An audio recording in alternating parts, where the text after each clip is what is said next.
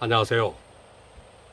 오늘도 하나님의 귀한 말씀으로 함께 은혜를 나누게 하신 우리 하나님께 영광과 찬송과 존귀를 돌립니다. 오늘 또 나누는 말씀을 통해서 하나님의 기별과 성령의 음성을 듣게 되는 우리 모두가 되시기를 간절히 기도합니다. 오늘 말씀의 제목은 너의 안에는 신들의 영이 있으므로, 네 안에는 신들의 영이 있으므로 라는 제목으로 함께 말씀을 나누려고 생각합니다. 오늘 본문의 말씀으로 다니엘서 5장 14절, 구약성경 1241페이지 다니엘서 5장 14절을 본문의 말씀으로 선택을 했습니다. 내가 너에게 대하여 들은즉 너의 안에는 신들의 영이 있으므로 네가 명철과 총명과 비상한 지혜가 있다 하도다. BC 605년 바벨론의 침공으로 인해서 이스라엘은 완전히 초토화되고 나라를 빼앗기는 망국의 치욕을 당하고 말았습니다. 게다가 바벨론 왕 느부갓네살은 동화 정책을 써서 식민지가 된 나라의 유능하고 젊은 청년들을 바벨론의 자국으로 끌고 가 바벨론의 학문을 가르쳤습니다. 바벨론은 이와 같은 정책으로 나라를 계속 확장시키고 빼앗은 국가들을 영구히 바벨론의 지배하에 두고자 한 것입니다. 그런데 바벨론으로 잡혀간 유대 청년 중에 다니엘이 있었습니다.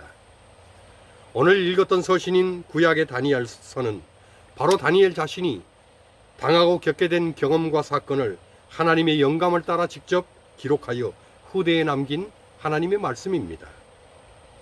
그런데 다니엘서의 기록을 보면 다른 사람들의 입을 빌어서 다니엘이 어떤 인물인지를 지칭하는 동일한 표현이 반복해서 나옵니다. 그것은 다니엘이 그 안에 신들의 영이 있는 자였다는 것입니다. 신들의 영이란 바로 삼위 하나님의 영, 곧 성령을 뜻하는 것입니다. 다니엘은 성령 충만함으로 명철과 총명과 지혜가 있었고 예언적 이상을 하나님께 받고 그것을 깨달아 장래일을 예언한 성령의 사람이었습니다. 그런데 우리는 다니엘이 어떻게 성령의 사람이 되었고 성령의 사람으로서 어떤 역할을 감수해야 했는지를 그의 믿음과 삶을 통해 배울 필요가 있습니다. 저는 오늘 다니엘을 통해서 또 그의 기록을 통해서 다니엘에게 배울 세 가지 중요한 하나님의 기별을 함께 나누려고 생각을 합니다. 첫 번째로 성령의 사람 다니엘을 통해서 배워야 할 기별은 그가 동화가 아니라 부동의 사람이었다는 것입니다. 여기 영감의 글 선지자 왕 484페이지는 이렇게 말합니다. 여호와께서는 히브리 청년들의 확고부동함과 자기 부정과 그들의 동기의 순결함을 귀중히 여기셨고 하나님의 축복이 그들과 함께 하였다. 다니엘은 아직 16, 17세의 소년의 나이에 바벨론의 포로가 되어 끌려갔습니다. 그리고 바벨론의 왕궁에서 갈대아 학문을 배우고 왕이 먹는 진미와 포도주로 식물을 삼았습니다. 그런데 문제는 왕이 제공한 진미와 포도주가 우상에게 먼저 바쳐지고 나오는 부정한 제사 음식이었다는 것입니다. 다니엘은 다른 것은 다 양보해도 하나님께 대한 충성은 바꿀 수가 없었습니다. 그래서 다니엘은 다니엘서 1장 8절의 기록처럼 단지는 뜻을 정하여 왕의 진미와 그의 마시는 포도주로 자기를 더럽히지 아니하리라 하고 자기를 더럽히지 않게 하기를 환관장에게 구했다고 했습니다. 사실 다니엘은 닥친 상황 속에 가서야 뜻을 정한 것이 아닙니다. 이미 히브리 청년으로서 그리고 하나님의 사람으로서 언제나 하나님의 뜻대로 살아온 것입니다. 비록 이방 나라의 포로가 되어 끌려오기는 했지만 자신이 하나님의 사람이라고 하는 정체성은 변함이 없었습니다. 이런 상황에서 사람은 두 가지 길을 선택하게 됩니다. 하나는 상황에 편승하여 쉽고 편한 길, 살아남을 수 있는 시류를 따라가는 것입니다. 그래서 이왕 끌려왔고 앞으로 이스라엘이 회복되기는 요원해 보이니 바벨론에 잘 적응해서 왕의 총애를 받고 세속적 안전과 번영을 확보하는 것입니다. 그렇게 하려면 바벨론에 동화되는 길을 선택하고 가는 것입니다. 또 하나는 상황을 거스릴지라도 시류를 따라가는 것이 아니라 확고부동한 하나님 신앙을 견지하는 것입니다. 부동의 신앙의 사람이 되는 것입니다. 그런데 남은 나라에서 그 나라가 신봉하는 국가 종교를 거부하고 그들이 볼 때에는 이방 종교에 불과한 하나님의 신앙을 고수하려고 하는 것은 목숨을 걸어야 하는 것입니다. 이것은 포로로 잡혀온 자가 선택할 수 있는 그런 종류의 것이 아닌 것입니다.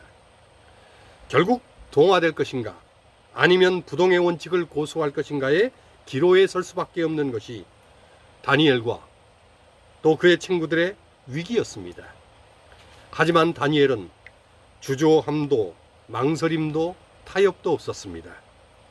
다른 것은 몰라도 하나님 신앙은 양보할 거리도 아니고 뒤로 물러설 그런 거리도 아니었습니다.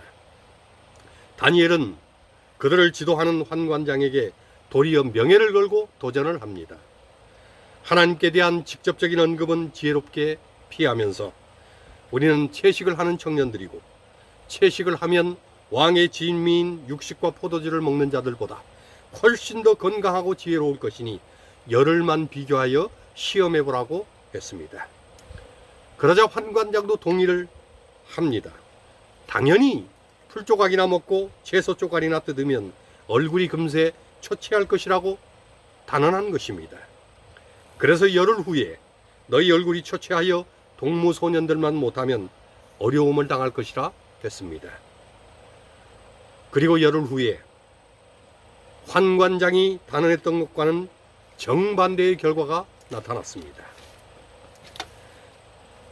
영감에 그린 부조와 선지자는 이런 결과가 그들의 확고부동함에 하나님의 축복이 그들과 함께 했기 때문이라고 그렇게 말을 했습니다. 여기 부조와 선지자 487페이지에는 이런 결과에 대해 보다 명확히 이렇게 기록을 합니다. 여호와께서는 다니엘과 그 동무들과 협력하신 것처럼 당신의 뜻을 행하려고 노력하는 모든 사람들과 협력하실 것이다. 당신의 성령을 나누어 주심으로 그분은 모든 참된 목적과 모든 고상한 결심을 굳게 하실 것이다. 순종의 길로 행하는 사람들은 많은 방해에 직면할 것이다. 강하고 교묘한 가마가 그들을 세상에 붙들어 맬지 모르나 주께서는 당신의 택하신 사람들을 패배시키려고 작용하는 모든 행위를 무용하게 하실 수 있으며 당신의 능력으로 그들은 모든 유혹을 이기고 모든 난국을 극복할 것이다. 사실 다니엘의 선택은 쉬운 것이 아니었습니다. 어쩌면 이것은 쉽고 안 쉽고의 문제가 아니라 목숨을 걸어야 하는 문제였습니다. 우리가 만일 이와 같은 상황과 위치에 있었다면 어떻게 했을까를 우리는 스스로에게 물어볼 필요가 있습니다. 왜냐하면 하나님의 말씀은 남의 이야기가 아니라 하나님과 나와의 이야기이기 때문입니다. 하나님의 말씀은 몇 달이 건너서 남의 일에 대한 기록이 아니라 오늘 나에게 적용하고 오늘 내가 그 말씀대로 살아내야 할 하나님의 요구요 도전인 것입니다. 세상과 시류에 동화되지 않기를 바랍니다. 도리어 세상이 어떻게 흘러가든 하나님 신앙에 확고부동하기를 간절히 기원합니다. 우리가 하나님의 거룩한 믿음에 확고부동하게 서 있기만 하면 하나님의 축복이 함께 할 것이라고 약속하고 계시기 때문에 우리는 동화보다는 부동의 신앙을 선택해야 하는 것입니다. 그러기 위해서 진실로 하나님의 사람 다니엘과 같은 성령의 사람이 되시기를 간절히 기도합니다. 두 번째로 성령의 사람 다니엘을 통해서 배우는 기별은 그가 사람의 눈치를 보지 않고 하나님의 기별에 정직한 사람이었다는 것입니다. 여기 영감의 글 선지자 왕 529페이지는 이렇게 말합니다. 공포에 사로잡힌 군중 앞에서 다니엘은 왕의 약속에 동요되지 아니하고 지극히 높으신 하나님의 종으로서 침착하고 위엄 있게 서서 아첨의 말을 하지 아니하고 운명의 기별을 해석하였다. 오늘 제가 처음으로 본문의 말씀으로 선택했던 다니엘 5장 14절의 말씀과 방금 읽었던 선지자의 왕 529페이지의 말씀은 바벨론의 마지막 왕 벨사살과 연관된 기록들입니다.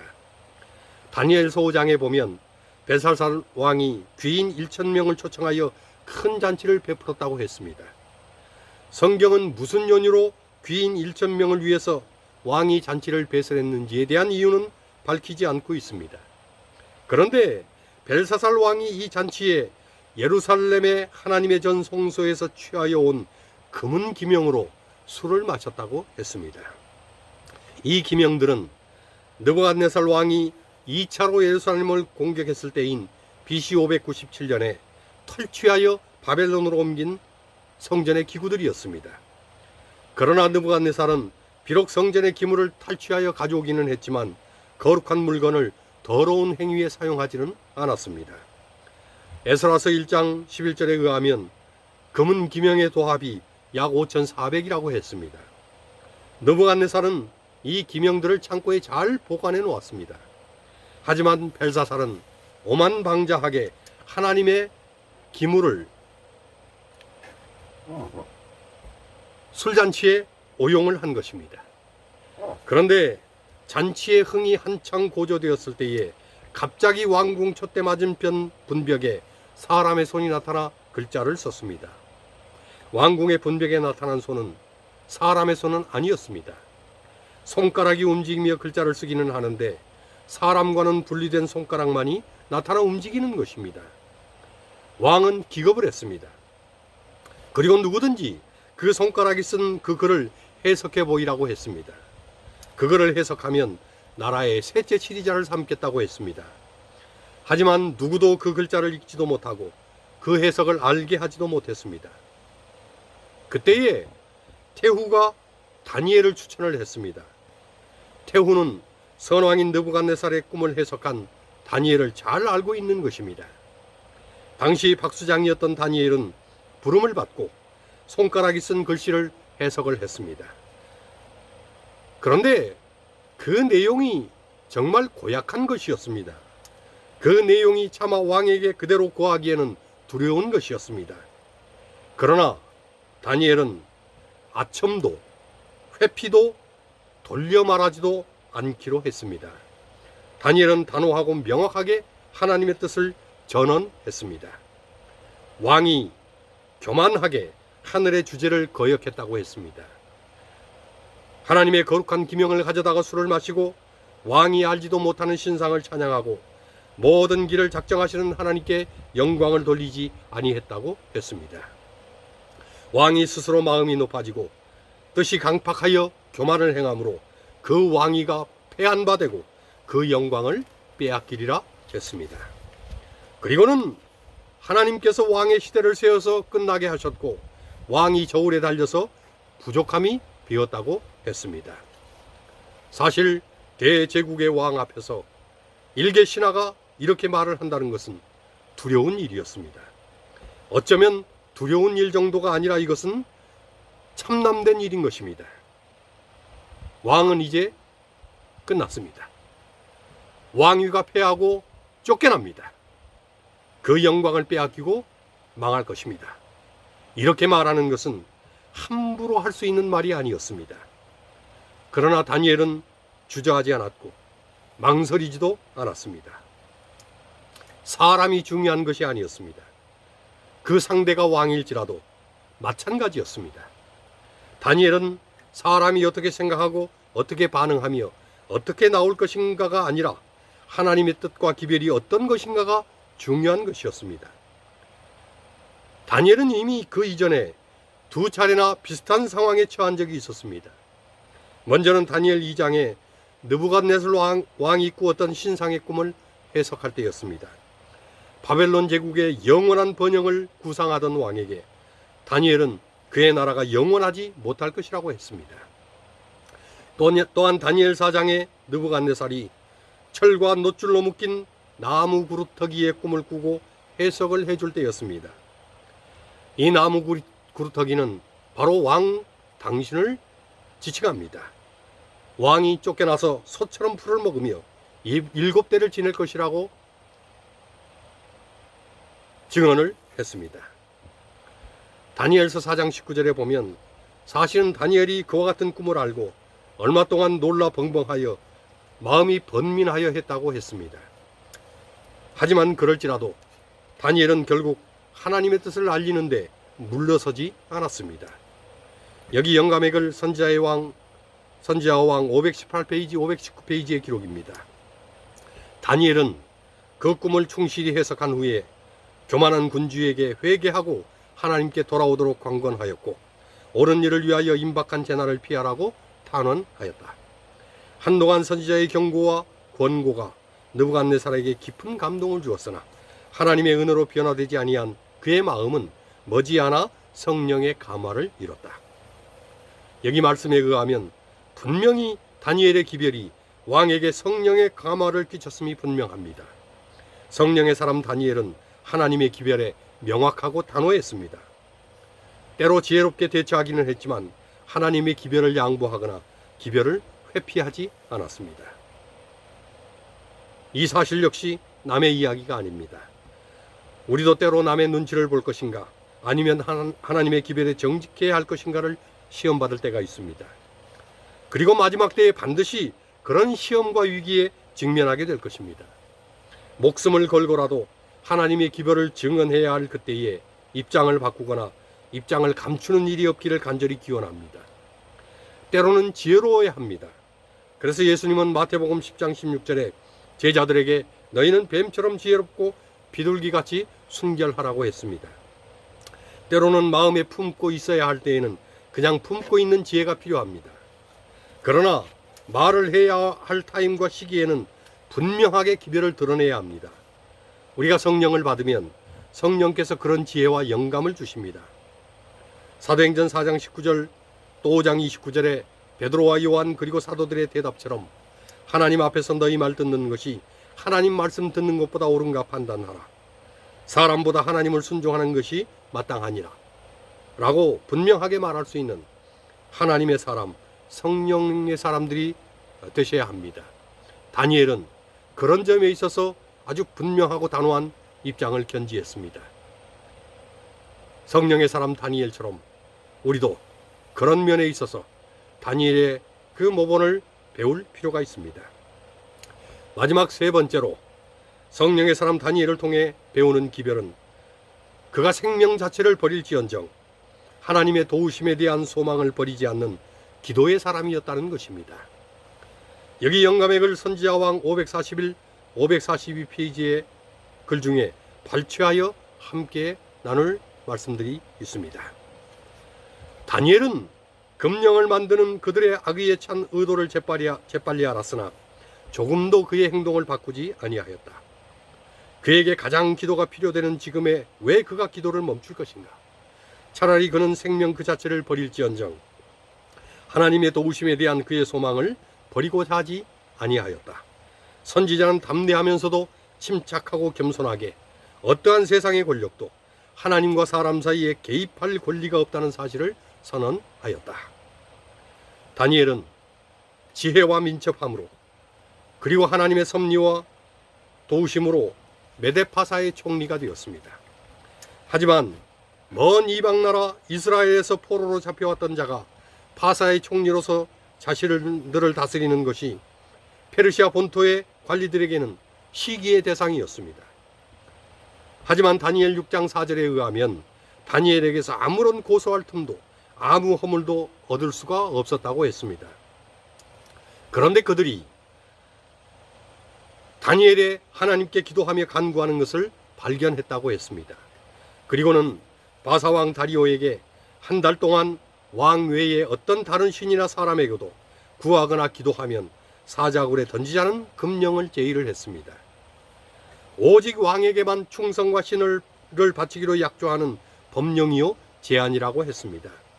다리오 왕은 이러한 신하들의 충성 어린 제안에 흡족해하면서 그 금령에 왕의 인장 반지를 찍었습니다.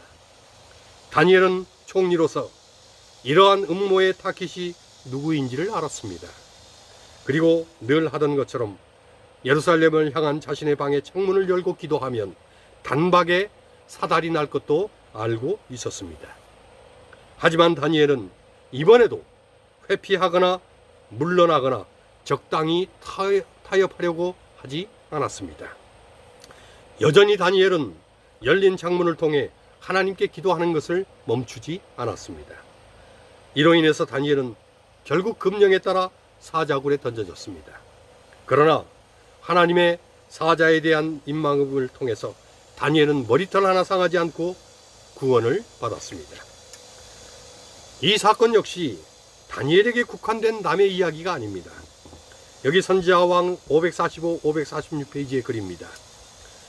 다니엘의 구원받은 이야기에서 우리는 시련과 우울한 때에도 하나님의 자녀들은 그들의 장래가 희망으로 빛나고 저희가 처한 환경이 소원하던 대로 되었을 때와 똑같아야 한다는 것을 배울 수 있다. 하늘의 요구를 엄격하게 순종하면 영적 축복은 물론 현세적 축복도 받게 된다. 그 마음이 하나님을 의지하는 사람은 그의 최대의 시련의 때에도 하나님과 사람의 빛과 은총이 그에게 비추이던 번영의 때와 똑같을 것이다. 믿음은 보이지 않는 세계에 도달하여 영원한 실체를 붙잡는다. 다니엘은 하나님의 이상을 통해서 하나님의 나라만이 영원하다는 것을 명확히 배우고 알고 깨달았습니다. 세상 나라에서의 영예와 지위와 그 모든 것은 단지 그때뿐인 것임을 다니엘은 알고 있었습니다. 또한 생명 자체도 하나님의 손에 붙들려 있음도 알고 있었습니다.